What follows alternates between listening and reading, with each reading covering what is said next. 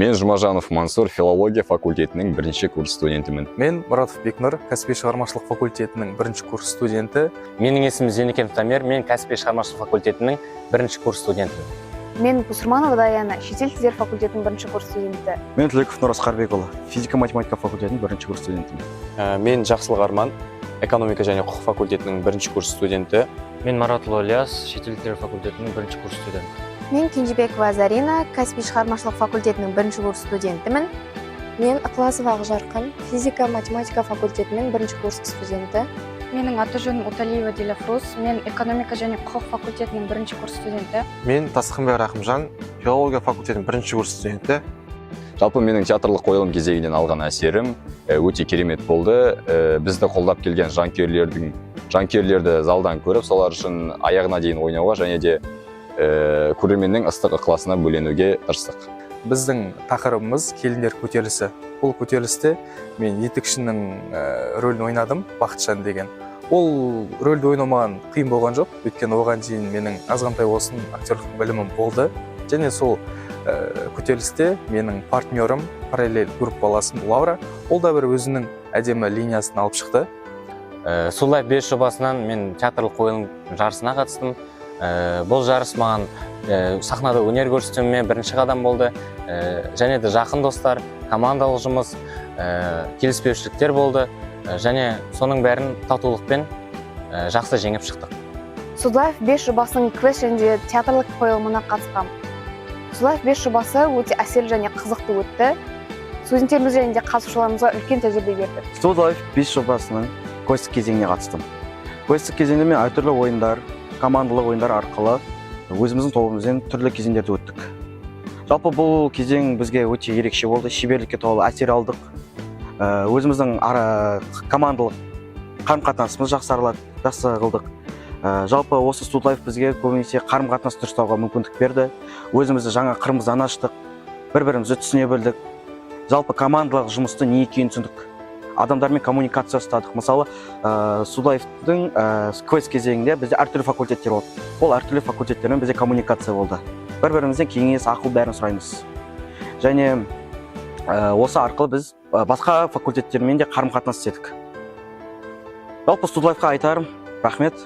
Осындай мүмкіндіктер бергендер үшін жаңадан өз қырымызды аша білдік, өзіміз жаңа орта таптық, кеңінен өзімізді кеңінен ашып жатыр дегендей. Мен Студлайф жобасында қазіргі бессайыс және театрлық қойылым кезеңдеріне қатыстым. Қазіргі бессайыс кезеңінен алған әсерім жалпы 5 күнге созылған ұзақ бәсекелестік болды. Сонымен қатар тек қана физикалық күшті емес, сонымен қатар мимен жұмысты, яғни логиканы да қажет етті. Театрлық кезеңге келетін болсақ, өте әсерлі болды және басқа факультеттердің де театрлық қойылымдары өте жоғары деңгейде болды. Сонымен қатар әр актердің өзіндік шеберлігін көрсетті. Маған өте қатты ұнады. Алғашқы кезеңіне қатыстым, яғни квест кезеңіне. Бұл кезеңде мен ұмытылмас тәжірибе алдым. Бұл менің факультет атынан шыққан алғашқы кезең болды. Мен факультет артқан үлкен жауапкершілікті сезіндім. Біз жүлдесіз оралсақ та, бұл мен үшін ең ауыр және де ең бір жағынан бақытты кезеңдердің бірі болды. Студлайф 5 жобасының театр турына қатыстым. Бізге тақырып келіндер көтерілісі түсті. Ол келіндер көтерілісінде мен басты рөлді сомдадым. Негора деген.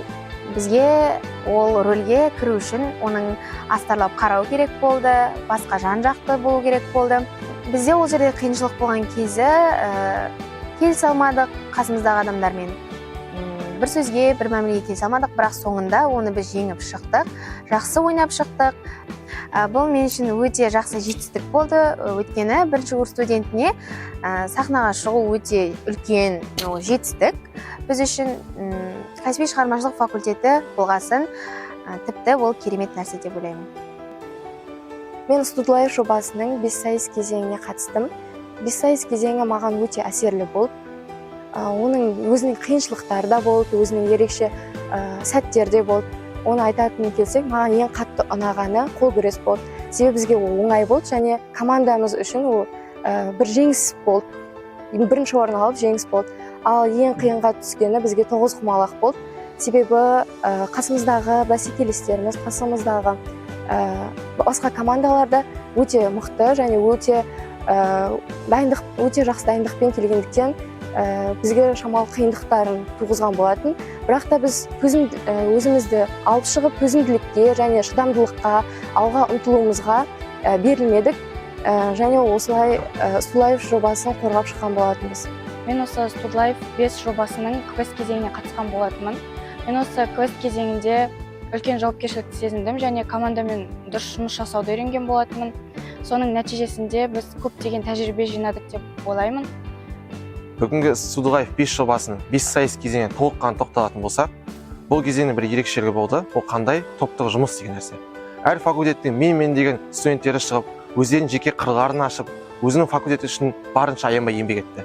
Біз осы сайыстан көптеген әсер алдық. Ол қандай әсер? Өзіміздің жеке қырларымызды, сыни ойлау қабілеттерімізді дамыту арқылы спорттық қабілеттерімізді көрсетіп, өзіміздің факультетті, сонымен қатар Жұбановтың істеп жатқан іс-шарасына толыққанды қатысу арқылы өзіміздің бар еңбегімізді ортаға салдық.